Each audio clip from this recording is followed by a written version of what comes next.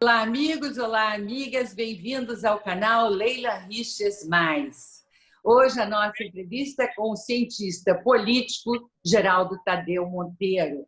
Ele é coordenador do Centro Brasileiro de Estudos e Pesquisas sobre a Democracia da UERJ e organizador do livro Estado, Democracia e Direito no Brasil, 30 anos de Constituição Cidadã.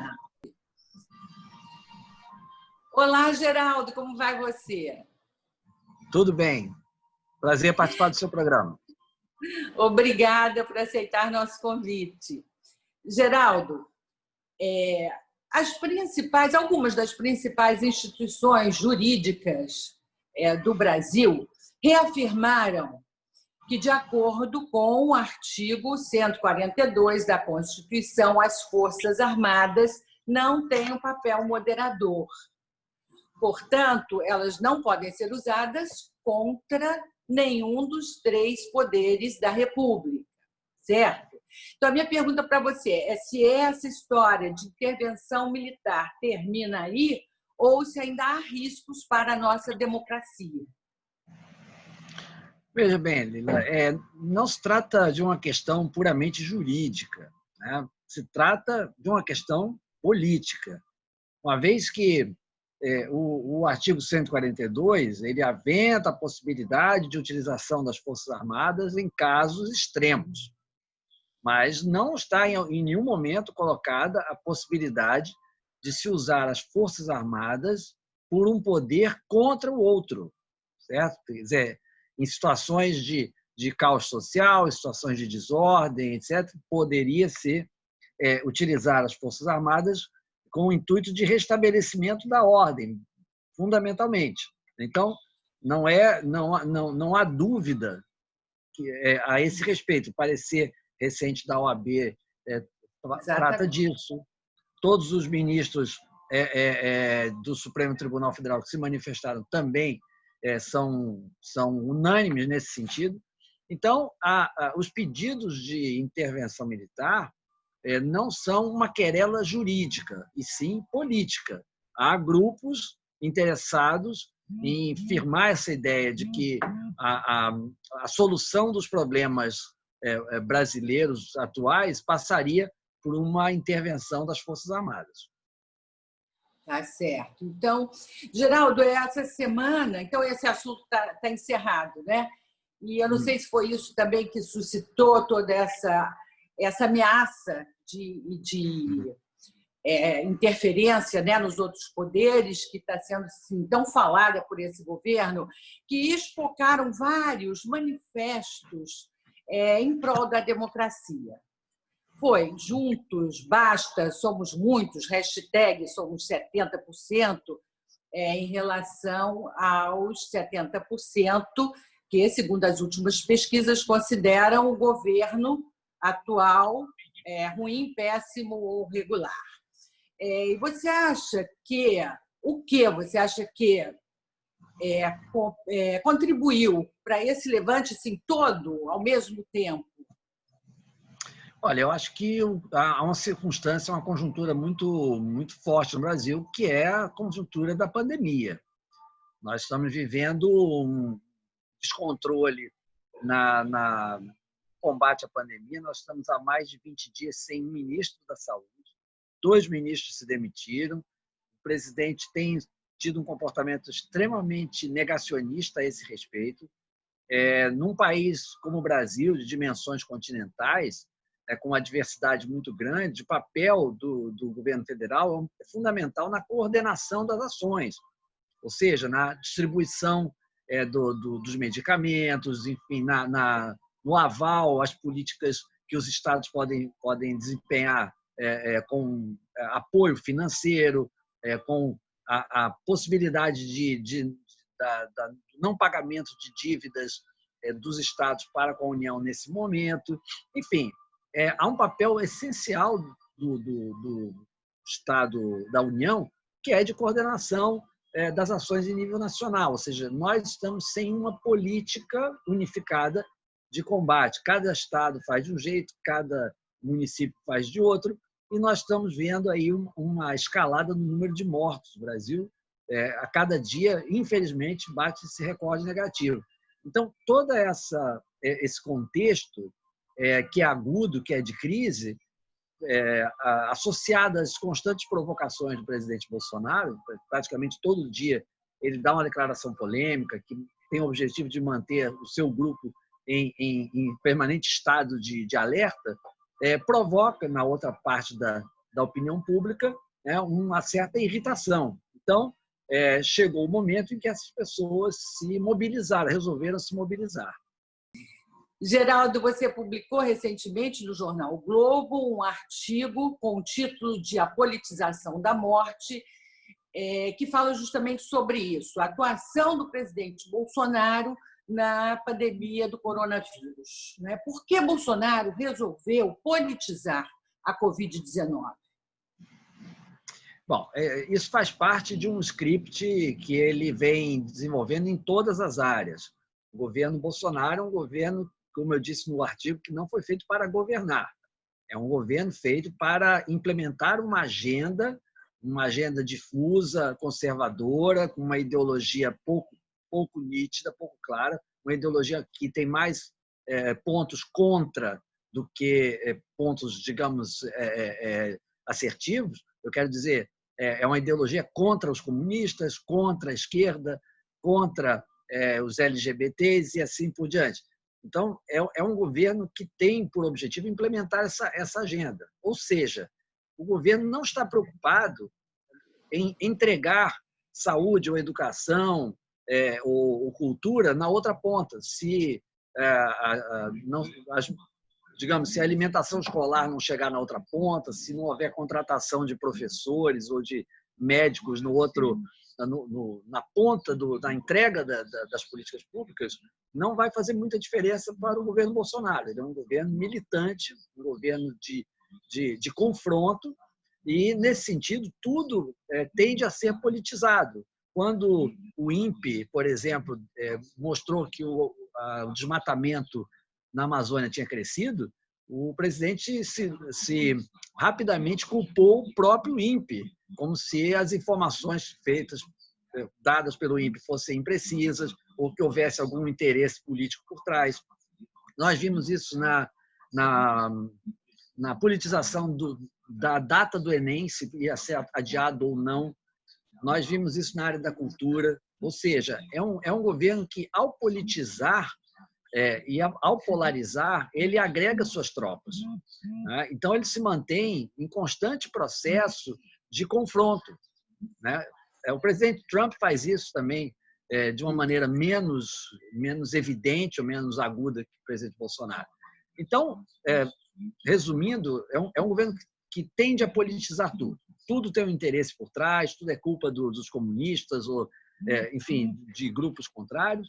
E ele insiste, né? E Bolsonaro insiste, né, nesse caminho, quando, em 1 ano e meio no poder, é o presidente mais mal avaliado depois da redemocratização. Quer dizer, ele está insistindo num caminho que não está favorecendo, só está prejudicando, certo? Sim, ele acaba se isolando cada vez mais do conjunto da população, daquelas pessoas que votaram nele por circunstância. Muitos votaram em Bolsonaro para impedir mais um mandato para o PT, que era o objetivo. O antipetismo que existia naquele momento acabou favorecendo a candidatura de Bolsonaro. Então, essas pessoas que não são bolsonaristas de carteirinha, como se diz, não comungam a mesma ideologia e que foram levados a votar em Bolsonaro, estão refluindo. As pesquisas mostram que as pessoas estão cada vez mais refluindo para uma posição de distanciamento em relação ao governo. E você acha que o conteúdo daquela reunião ministerial de 22 de abril, não só a divulgação, mas o conteúdo que nos permitiu ver o que acontecia nos bastidores ali de uma reunião, isso também não agravou toda essa insatisfação com o governo? Sim, o movimento ele é múltiplo, quer dizer, os impactos são multifacetados. Para aqueles que são radicalmente contrários ao Bolsonaro, forneceu muito mais argumentos, né, contra a sua personalidade, o seu governo. Para os que são favoráveis, a divulgação daquele vídeo galvanizou as tropas, as pessoas ficaram muito felizes em ver, por exemplo, o ministro da Educação dando aquela declaração sobre os vagabundos do STF. Aquilo cria uma sensação de torcida, né, entre os que apoiam Bolsonaro. Só que entre esses dois grupos existe uma franja muito significativa de brasileiros que não são nem totalmente favoráveis, nem totalmente contrários a ele, e que são pragmáticos, que gostariam de ver um governo governando, ver um governo combatendo efetivamente a pandemia, ou tivesse uma política econômica mais clara, mais evidente. E essas pessoas que, com a divulgação do vídeo, começaram a refluir para as posições de avaliação regular, ruim ou péssima, como a gente tem visto ao longo do tempo nas pesquisas. Há um refluxo dessas pessoas para uma posição de distanciamento em relação ao governo Bolsonaro. Geraldo, a maioria da população também se coloca contra as fake news, né? 90% da população, portanto, 9 em cada 10 brasileiros são contra as fake news, a desinformação, não é? Qual é o tamanho do prejuízo para uma democracia, você que é um estudioso da democracia, desse tipo de antijornalismo que é feito pelo governo, inclusive, como está se descobrindo aí no inquérito das fake news? De fato, é evidente que a condenação é praticamente unânime. Ninguém é a favor do que é falso, né? Ninguém é a favor da mentira. Quando a gente diz 90% são contra as fake news, isso demonstra que 90% das pessoas têm o bom senso de ter compromisso com a verdade. Nós somos educados desde criança, né, a dizer a verdade, a sermos honestos, a sermos sensatos, trabalhadores, etc. Cumprimos aquilo que a sociedade espera que a gente faça, né? Trabalhar, ser honesto, não prejudicar ninguém, etc. Então, nós estamos falando de uma fábrica de mentiras, né, que tem sido criada a partir do domínio dos meios tecnológicos atuais, mas a gente pode lembrar também que isso faz parte da política desde, pelo menos, a política de massas, a partir do início do século XX, e que os fascistas italianos espalhavam mentiras abomináveis sobre os socialistas, por exemplo, assim como Hitler fabricava mentiras sobre os judeus, né? Tem um filme recente sobre isso, o Jojo Rabbit, que é um primor de filme onde um menino que é da juventude hitlerista, né, ele encontra uma menina judia e começa a desenhá-la como se ela fosse um monstro. E todas aquelas mentiras eram espalhadas por uma máquina oficial do nazismo. Então, esse procedimento ele ocorre sempre que nós estamos em períodos de crise, porque nos períodos normais de desenvolvimento dos regimes democráticos valem as evidências, vale aquilo que é sancionado pela ciência. Se há desmatamento na Amazônia, porque os órgãos internacionais de monitoramento, com base em metodologias consagradas, assim o disseram. Só que num governo onde tudo é politizado, né, as evidências e os fatos não têm lugar. Né? Então, tudo é feito com o sentido de mobilizar as tropas, e a gente tem que lembrar que política é algo que mexe fundamentalmente com as emoções dos indivíduos, particularmente com o medo. Né? E criar monstros, criar inimigos, como, por exemplo, o retorno dos comunistas, né? Isso é um vocabulário que era dos anos 60. Né? Hoje, nem há quem diga que a China não é nem mais comunista. Tal é o grau de compromisso com o liberalismo econômico, né, da China. Então, a gente não tem hoje o comunismo não é um inimigo viável hoje em dia, mas essas pessoas fazem dele um monstro com o objetivo de disseminar o medo e manter as pessoas alinhadas ou agregadas a determinados grupos políticos. Eu acho tão incrível como as pessoas não percebem esse movimento, essa jogada, vamos dizer assim, entendeu? Porque enquanto alguém apoia o governo, é ótimo, é formidável, é um patriota. Aí, de repente, esse apoio cai, a pessoa deixa de apoiar o governo, é um comunista. Quer dizer, comunista é aquele que não apoia esse governo. É isso, Sim. Mais ou menos, que se tenta convencer a população. Você acha que isso vai ter um alcance? Isso passa dos 30% em que hoje está o apoio ao presidente da República? Tem como ele crescer, quer dizer, vou recuperar uma posição nas pesquisas, na aprovação popular? Olha, nós temos um exemplo, só para fazer um resgate um pouquinho do que você disse no início da sua pergunta, que é o caso Moro. Moro era tido como um dos grandes aliados do presidente Bolsonaro até o momento em que eles romperam. Quando houve o rompimento, imediatamente aquela máquina de propagar mentiras se voltou contra o próprio Moro. Então, nós não estamos falando de inimigos que estão historicamente do outro lado. Eu não estou falando do Lula, não estou falando do Fernando Haddad, eu não estou falando do Ciro Gomes, eu estou falando de alguém que esteve do meu lado e até ontem e agora é considerado um traidor. Né? Quer dizer, muitas vezes a figura do traidor é pior ainda, evoca Judas, né? É aquele traidor que beijou a face do presidente e depois cuspiu no prato em que comeu. Então, isso mostra como o critério da verdade está ligado à vontade do chefe supremo. Aquele que é abençoado pelo chefe supremo está do nosso lado. Aquele que é expurgado de qualquer maneira, por qualquer motivo, esse aí vai ser considerado como fazendo parte do outro lado, a política do nós contra eles.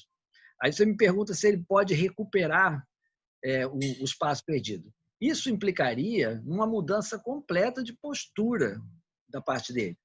Ele tem apostado no confronto, ele tem apostado na ampliação, na tentativa de ampliar os seus poderes em face do Supremo, em face do Congresso Nacional, na base do confronto e na base da colocação na rua de militantes. Essas pessoas que vão para as manifestações, elas desempenham um papel fundamental no movimento bolsonarista. É tentar emparedar o Congresso, tentar emparedar o Supremo Tribunal Federal, dizendo, olha, nós temos as ruas, o povo está conosco. Né? Esse é um discurso... eu sei que, digamos assim, a analogia é forte, mas Hitler dizia isso. Eu estou com o povo está comigo, não existe ninguém que se identifique mais com o povo alemão do que eu. O Hitler dizia isso. Então, essa fusão do líder com o povo é um discurso de direita radical, um populismo de direita, que a gente já viu em outros momentos. Então, para que ele voltasse a crescer nas pesquisas, ele teria que mudar de postura, teria que ser mais conciliador, teria que ampliar sua base política no Congresso Nacional, teria que negociar com o Rodrigo Maia, teria que se entender com o Supremo e, sobretudo, teria que mudar a forma de fazer política. Não dá para ficar o Ministério da Educação fazendo... O ministro da Educação passa o dia inteiro no Twitter fazendo confrontos com todos os tipos de grupos, né? Ao mesmo tempo que a educação segue em níveis muito, muito, muito baixos. A nossa educação, em termos de qualidade, há cortes de bolsas na CAPES, no CNPq, em várias agências oficiais, e agora, quando a gente vai procurar o apoio da ciência para fazer uma vacina correndo, ninguém lembra que as bolsas de mestrado e doutorado lá atrás foram cortadas, que prejudicaram a formação de recursos humanos. Ou seja, ele só conseguiria mudar esse quadro se ele mudasse completamente de postura, o que é muito pouco provável, para não dizer que é impossível, conhecendo o Bolsonaro há 30 anos. E como você avalia que o Congresso Nacional e o Supremo Tribunal Federal estão atuando junto a essa situação? Bom, eles estão atuando de maneira a tentar reafirmar os limites do poder presidencial. É claro que todos aqueles que chegam à presidência, desde Itamar Franco, que certa vez disse assim, de maneira muito cândida, eu pensei que o presidente mandasse mais do que ele manda, né?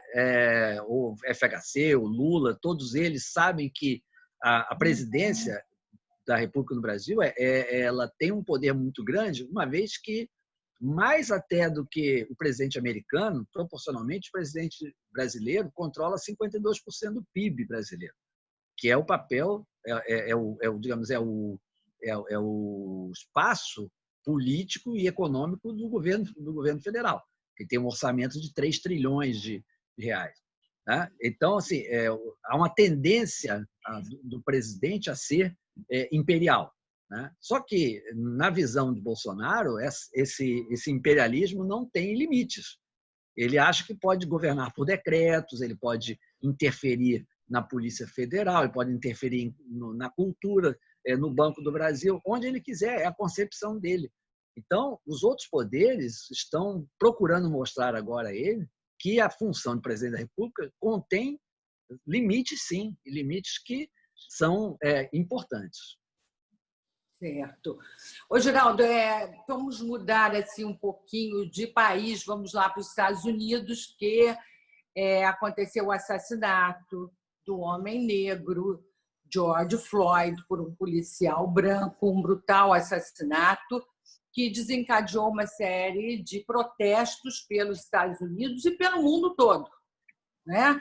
E isso já há 10 dias que os protestos acontecem sem parar, e isso nos leva a perceber, como tem muitos jovens, né, nas ruas, que os jovens querem uma mudança profunda na sociedade, certo?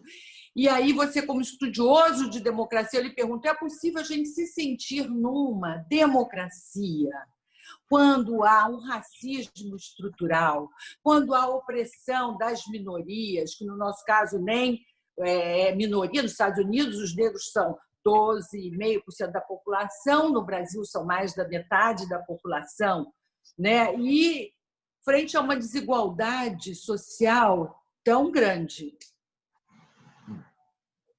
Sim, vamos lá. Essa é uma pergunta que exigiria aqui talvez um curso de 6 meses na pós-graduação para poder responder, mas eu vou aceitar o desafio. Tenta um pouquinho menos, dá para ser em 5 minutos? Tá, claro, eu vou aceitar o desafio, não tem problema. O que eu quero dizer é o seguinte, claro que é uma situação bastante complexa e que ela revela. Nós tivemos, em alguns momentos, 2011, por exemplo, tivemos a chamada Primavera Árabe. Você deve lembrar que foi um fato, um vendedor de verduras e legumes teve a mercadoria apreendida, isso em Tunis, aliás, numa cidade pequena da Tunísia, e ele, em desespero, ele ateou fogo ao próprio corpo, ele se imolou em fogo. E aquilo gerou uma reação em cadeia em vários países árabes que levou a uma série de mudanças, ao fim, por exemplo, da ditadura Gaddafi na Líbia, mudanças no Egito, está nas origens da guerra civil na Síria. Né? Depois nós tivemos 2013 no Brasil também, as chamadas Jornadas de Junho. Né? E agora a gente tem um evento específico viralizando na mídia, que esse é o grande diferencial, fazendo com que as pessoas em diferentes partes do mundo saiam às ruas para protestar contra um sistema que as oprime. E isso é um sintoma que já foi detectado por vários estudiosos, que diz basicamente o seguinte: hoje, isso é uma frase do Bauman, um dos grandes sociólogos do século XX e XXI, Bauman diz o seguinte: hoje o poder está separado da política.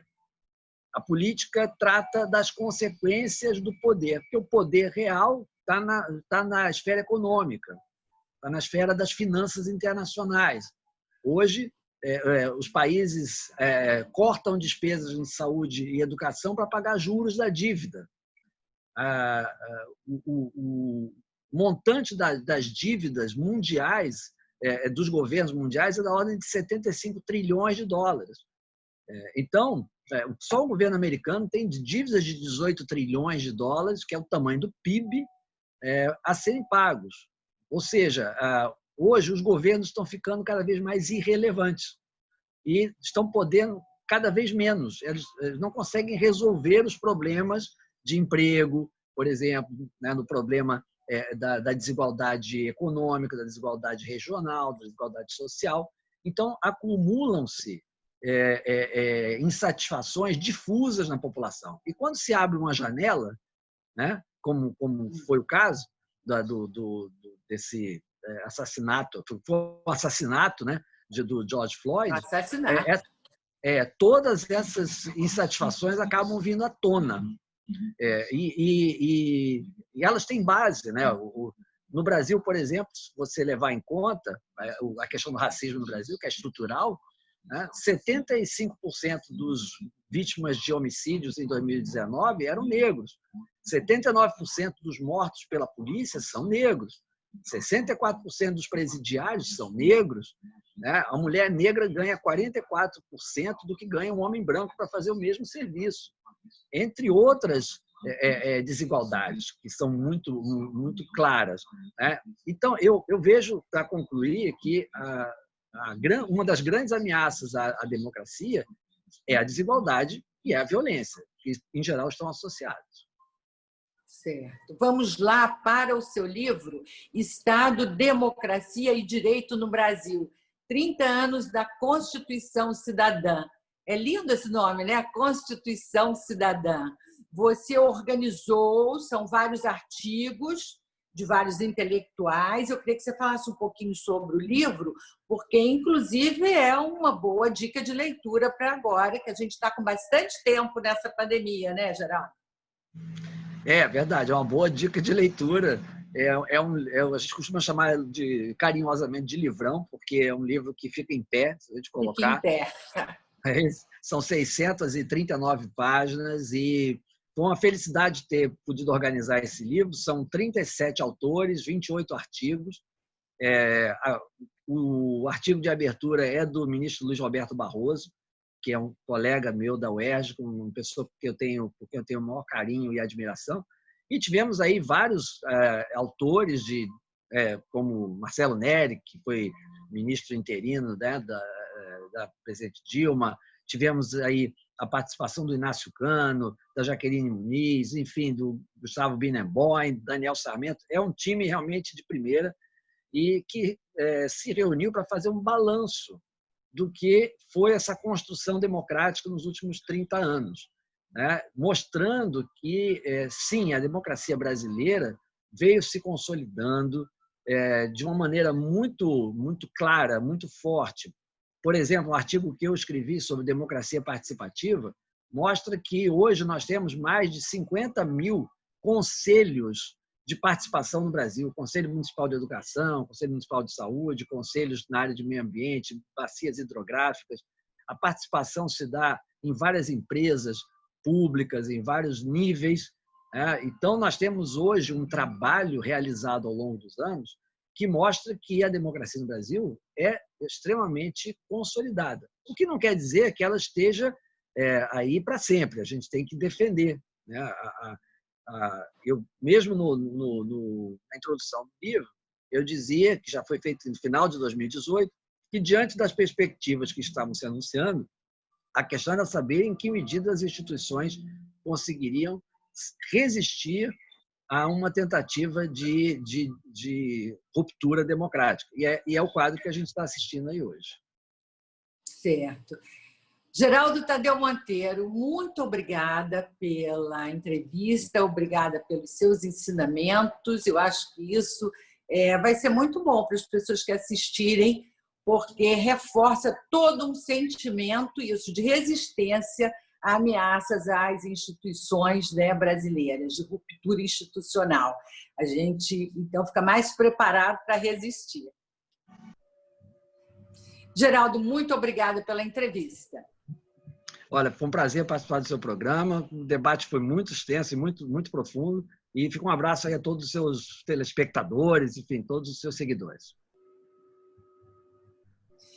E para você que está nos assistindo, se gostou, dá o seu like. Inscreva-se no canal para receber as notificações. E saiba que agora a gente também está em podcast em várias plataformas. Procura lá. Volta sempre. Semana que vem tem mais. Um grande abraço e até lá. Achando tudo estranho, mas tudo bem. Eu também. Eu falei para a Alessandra, eu nasci no mundo analógico, né? É.